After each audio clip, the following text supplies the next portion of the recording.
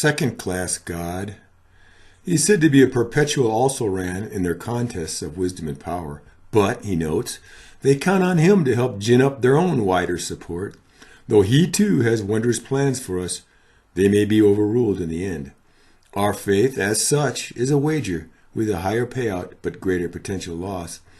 Our God is demonstrably not the greatest in the field of monotheistic saviors. His works even praise the truth and righteousness of his holy competition.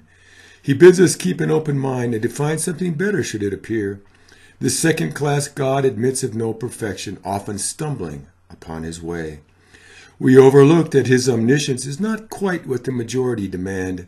It is painful to hear how glowingly others describe their own true faiths. His mercy is not quite infinite, and often he may not be everywhere all at once. Nonetheless, he permits us to also take a measure of pride from our beliefs. Sometimes it happens that true religions cast down our sacred temples. Our faith cannot always sustain us, but he will not refund us our pledged eternal souls. His demands are not as stringent, but his rewards are not federally insured. He might have been around forever, but doesn't talk of the end of the world. He is, by necessity, not extremely strident on this false idol business. The temples that he demands might not satisfy a discriminating believer. His pomp and ceremony, though coordinated, are perhaps not quite rich enough. His blind, halt, and sick have a less than average miraculous recovery rate. Mediocre fundraising results are often cited as evidence of his weakness.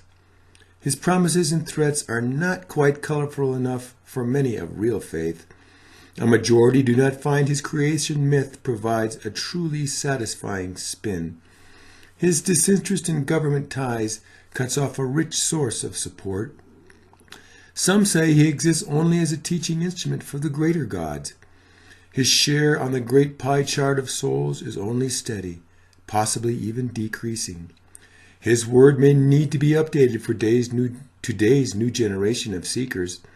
His handlers say his universal love and understanding may lead to some ambiguity. It is whispered that he does not rage violently enough against his heathen enemies. Our faith does especially poorly in those lands of great wealth and power. His tolerance may be a turnoff to those with the need for good, quick, black and white solutions. He has been criticized for not demanding or answering prayer often enough. A less than clear permit to dominion of the earth has hurt his numbers.